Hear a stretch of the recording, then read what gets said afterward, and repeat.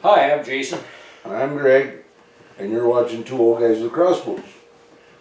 Sadly, today I have to leave. Yes, Jason is on his way home, and another deer season, or another hunting season, has basically come to an end. We don't really do any rifle hunting or anything, and it's the end of October, and archery closes, and our deer seasons, well, we got our whitetails, and we got bear season closed on October 14th. Yeah. It was the last day. And Well, Greg has to bring out his tag soup recipe book because we didn't fill our mule deer tag yes, either. the mule deer, you're not learning much about how to hunt mule deer from us because it's not working what we're doing. Not at all.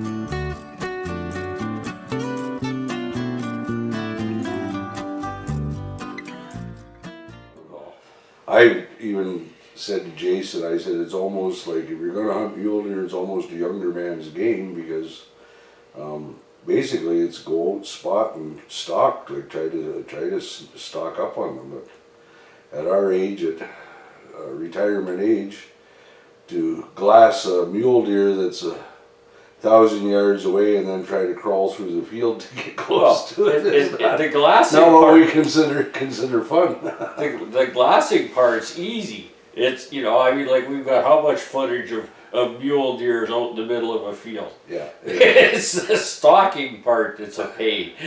And the thing is with them, we've tried different baits and everything. They just don't seem to come into the bait. No. I know at our whitetail site in the spring, a lot of times I have mule deer in there. Unfortunately, you can't hunt them in the spring. That's right, and then they stop coming as soon as there's more food sources out there. They stop coming. They will not come into the bait. We put bait out there where we had set up the blind. There was lots of tracks inside. Yes, we had mule deer at night. Yeah, all at night. We had nothing that was even close to daytime. The closest to daytime was if we got up, well, the closest to daytime I think was 4 in the morning. Yeah. So, And then they were gone. And then they were gone. Any shooting light hours, there were no deer there. No. There was nothing. They didn't even walk by. No. So that's why there was lots of tracks. They're moving around and feeding in there at night. I don't know, next year I think we're just going to have to put more of an effort in and go out and really try to find, like we know where they're bedding, one spot, but of course, again, Saskatchewan is very flat. And it's about 1,000 yards out into the middle of a quarter, and there's a rock pile out there. And all around that rock pile, we'll see them, they're bedded down, but to try to get close to them, they can see you from the road. Like, it would be a real challenge. Even to try to get in there and get a morning shot at them or whatever, because they're already there, like, during the day. So to go out for an afternoon hunt, you're just going to scare them off. And they try to sneak in there in the morning at 4 in the morning. I don't know if you'd be able to do it in the dark or not. No. You'd have to walk through that field and then either wear a ghillie suit or whatever. Like, maybe next year we'll try to get out a little earlier. Hopefully if we can find a spot where the crops are still up, then maybe we can try to get in there. Yeah. It does open September 1st, but that's right at the harvest. That's when they start cutting the crops. Yeah. Like the year before that, what happened? There was that mule deer. I knew where they were and everything, and of course Jason didn't come up. He couldn't come up. He had a commitment. And So I went out to check to make sure that he was there, and he popped up. If you look at that video from 2020, he pops up like 30 yards from me in the grain. Yeah. So I thought, okay, tomorrow I didn't have my bow with me or anything. I was just out doing some spotting. And Jason shows up the next day. We go out there and they're cutting the field. They're harvesting, so. At least last year, they were in the field. We'd set up in one spot and we'd see them on the other side of the quarter, and then we'd set up on that side of the quarter and we'd see them in the other corner. It's just like, you know, but no, we're not expert mule deer hunters by any means. No, it's all a learning curve. You learn from your mistakes, but also that spot that we did pick earlier in the season, we went out there, we spotted, and we've got video of mule deer right there in that field, right by where we set up. You bet. But of course, and that was during daylight. Yeah. And it's been a funny year though. Even the whitetail are moving well after dark. Yeah, it's only been in the last, well, according to the camera, it's only been in the last 8 days that we've even getting any daylight, you know, except for the ones we got this year, which are not the greatest deer, but well, mine was a mature doe, but yeah, you had that bad shot on that young buck, and then of course you took a smaller doe because we were out there a lot and we were not seeing anything. The cameras were showing us it was all nighttime movement. Yeah. And so he just felt, I want venison in my freezer, and he took what came in. Yeah. It was a young doe. Yeah. And, but yeah, and then even like we went out there to check the site and just throw the extra alfalfa and a bit of corn out for them to keep them interested, you know, in that area.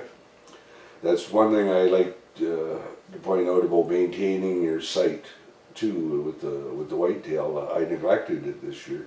And we did not have the whitetail traffic that we usually have in that no, spot. our herd size diminished from about 70%. Yes, so. Yeah. We had maybe, when we were out there hunting, we had maybe 6 different deer coming in.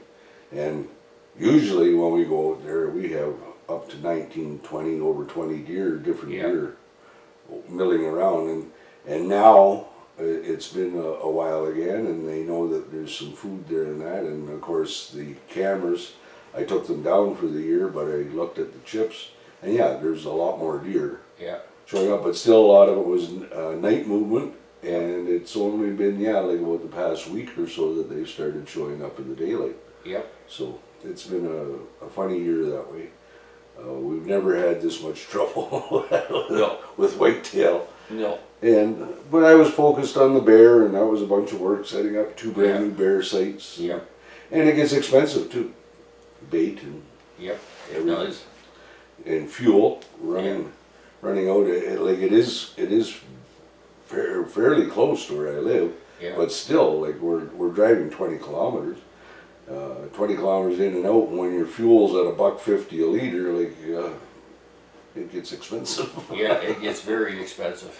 We'll see, but next year I plan on spending way more time here, so we will get both the bear and deer sites going early in the spring, and we'll just generally see if we can build, especially our whitetail herd. We really neglected that site, and we lost a lot of deer. You know, it's not that we lost them, they just quit coming to the site because there was nothing there for them. So we'll rebuild our deer site and work on the bear sites, and next year we're looking at keep track of it and show you what we do, but we're looking at putting a bit of a food plot in there too. Yeah. So we're not just spending money on bags of deer corn all the time. Yeah. We're going to try to get the weeds out of there and use a throw and grow mixture of clovers and such. We'll figure something out, but yeah, we've marked out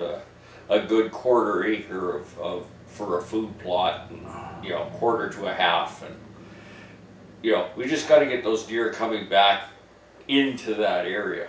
Yes, keep them interested in coming to where we want them. Yeah, Because exactly. they're in that area. Yeah, they are in that area. I mean, like if I mean, that's a 40-acre bush. I mean, like that's. Well, it's actually more than a 40-acre bush. We only have permission to hunt on 40 Yeah, acres. we only 40 acres of a what, probably half section of bush, like Yeah. 160 acres at least. The main thing is do not neglect your sites because you'll regret it doing the work. And like I say, this year it was more financial than anything. Yeah, it was. Yeah, we just did not have the money to pay $16 a bag of feed when you put a bag of feed out and the deer eat it in 2 days. Exactly. And then the bears eat a bag every day or two. Yeah. You know? So when you got 2 bear sites going in a deer site, it starts adding up to a lot of money when you got to go throw a bag of corn out every 2 days. You bet. When the water stiffens, we're going to try some ice fishing. Right now it's still pretty fluid, so that ain't happening yet. And let us know in the comments. I noticed our last video hasn't done so well. We made a bunch of goose sausage and we filmed the whole process to show how we make what we've done. And actually that was our first attempt at making smoked sausage here. And it came out very good. Yes, it's very tasty. And so we have lots of sausage for the winter. But if you like that content, mention it in the comments if you want to see more of that. We're thinking about maybe even at some point starting another channel just for our cooking recipes. Yes. 2 old guys in the kitchen. Should be a hoot. But we know how we like our meat. Yeah. And everybody who tastes what we cook, they're quite surprised. They're very happy with it. Yeah. And but yes, and we can share Greg's deer ankle recipe. Deer ankles, yes. Yeah, never ate deer ankles before, but we tried that this year. Actually, they're pretty tasty. And if you're wondering what deer ankles are, it's actually the shank at the lower end of the leg. Yeah. We cut it off and we cut the bone and everything, and we cooked it in the slow cooker, and boy, was that ever tender and good. And we tried neck roast this year, which we'd never done before. We didn't put it on video, but we tried it, and again, it was very good. It was very good. The meat was tender, but I have to work on the spicing. I didn't quite get the spicing enough. Yeah. But it was okay. It was definitely something we're going to try again. Yeah. Well, I mean, like, okay, I've been here for 2 months, pretty much 2 months, and it's been nothing but fun. We've just had a blast for the last 2 months. Well, you helped me harvest my garden, and also we made 2 batches of chili sauce, plus we made stewed tomatoes. Yes. Yeah. You know. Greg had a surplus of tomatoes, so we figured out what to do with them. Like with living here, I've only been out of the city for 4 years, and now with all this other stuff that's going on, the COVID and that, like part of it is I knew I needed more exercise, so that's why I planted a garden this year. And I was quite impressed and happy with the way it turned out. Like I ended up with a lot of produce, a lot of tomatoes. And so I thought, well, what am I going to do with all this stuff? Like I gave tons of it away. Yeah. and then, of course, it's like, okay, maybe I'll start making, so I started out making some pickles. I made pickled carrots and pickles with the cucumbers. And then I thought, well, I got all these tomatoes, so we decided to make a chili sauce. So I looked up, a quick, easy recipe, and we canned salsa. A lot of people will say, but it's not salsa, it's a sweet chili sauce because I don't put a lot of hot in it. Yeah. And if you actually look it up on Google or whatever, you will find chili sauce recipes and you will find salsa recipes. Yeah. There's a little bit of a difference. And the chili sauce is great because you can put it on with your meat. Yeah. You can use it with the eggs. Like it's a very sweet with a little bit of hot. And it's got sweet peppers in it and tomatoes. And it's good. And then of course we saved the broth we found. Yeah. And we even cooked some goose breasts because that sweet broth, we used it for the base. Yeah. And we put the goose breast in it, and then we added some more sugar and some other spices. Yeah. And that was quite good too. So give us some suggestions of what you'd like to see, or if you have questions, ask us, and we'll do our best to answer them if we have an answer for them. If I don't know, I'm the type of guy that I have no trouble saying, I don't know. But no, we're two old guys that just are having fun. We're living the dream. And like I was saying, with the canning and that, I'm looking at being more self-sufficient because I don't have a lot of money. I'm retired, you know, and I'm living on a fixed income, so and I have time. That's one thing I have is time. More time than money. Yeah. So why not do some of these things like Yeah. my parents used to do? Like I grew up in a poor family. We didn't even get a TV until the late 60s. Yeah. And they didn't sit around watching TV and stuff. What they were doing on the weekend, they were canning stuff and harvesting the garden. Yeah. And that's what fed the six kids and them through the winter. Yep. You know, and I'm starting to do that. No, we've had a whole bunch of fun, but the content's not going to end. Plan on doing a few videos, definitely on the things I've learned about the cameras that we use that we're filming on right now. These cameras only have 1/4-inch sensors. Basically, at sunset, you're done. But I figured out a way where you get reasonable footage, at least till the end of shooting light. Till the end of shooting light. It's still grainy, but it's usable footage. So yeah, and that is basically tell them how to do it. Well, I'll show you, but basically, it's increasing your exposure. And we've learned a few other things, and for an entry-level camera, we're starting to get some awful good footage. Yes, at some point we'd like to get the AX11 or XA11, yeah. The XA11. Yeah, the high-end Vixia line. And that has a 1-inch sensor, I believe. Yeah, it has a full 1-inch sensor. But they're expensive, and yeah. Well, only time will tell. Only time will tell. Another day we blew up our grinders. Yeah, we blew up our grinder for making sausage, so that has to be replaced. Yeah. Yeah. But but like I said, I've been here for 2 months and we've had a blast. Yes, it's been lots of fun. It's been a pleasure to have Jason at my place for a couple of months. Like now I get to spend the winter months by myself. Fortunately, I have really good neighbors, and they're always over and bringing me stuff. Well, I'll be up a few times over the winter because I do want to. Once the water gets stiff, I do want to try ice fishing, and there's a few lakes around here that supposedly are very good for ice fishing. So yes, I want to do more air gun hunting. Yeah, we want to. Hopefully this spring I want to. I'm hoping Jason will be around to, because it's always better trying to film on your own and only getting one camera angle, or like I said with my video scope that's on the air rifle. Yeah. It's good, but it's it's nice to have those extra shots, and then you get other things to add to the video. But yeah, we'd like to get out and do some gopher hunting and more squirrel hunting, pigeon hunting. Yeah. Now that we found a spot where we can do all that. That's one of the things, is having a place to hunt. I plan on doing a few more videos on the Omega site, and one thing I want to do, since this is Saskatchewan, is I want to do a cold weather test on that site and see how it functions at 40 below, which should be interesting. Yes, that's one of the issues we found with my air gun. We had it out more this year with us. I posted a couple of videos where I've done some pigeon hunting and stuff, but we had it out in the blind with us a little more. But as the weather got colder, like even at 40 degrees, with the ATN sight, the buck hunter that I got, it kept freezing up, and I think it's got to do with just the cold. Yeah. It does not handle the cold very well. Yeah. From what I can tell, because in the summer months and that, I've had it freeze here and there, but it's not been a big issue. When we were out there in the cold, it was freezing up every few And that's not even cold. Sorry. That's right, and it's not. Like it was cold enough that it would freeze, and I'd have to reboot the scope, and you don't want to be doing that when you're out hunting. So some reviews on the ATN might be coming up. Yeah. I've contacted ATN. I've sent them an email to see if they have a fix for that firmware glitch, but I haven't heard back from them yet. No.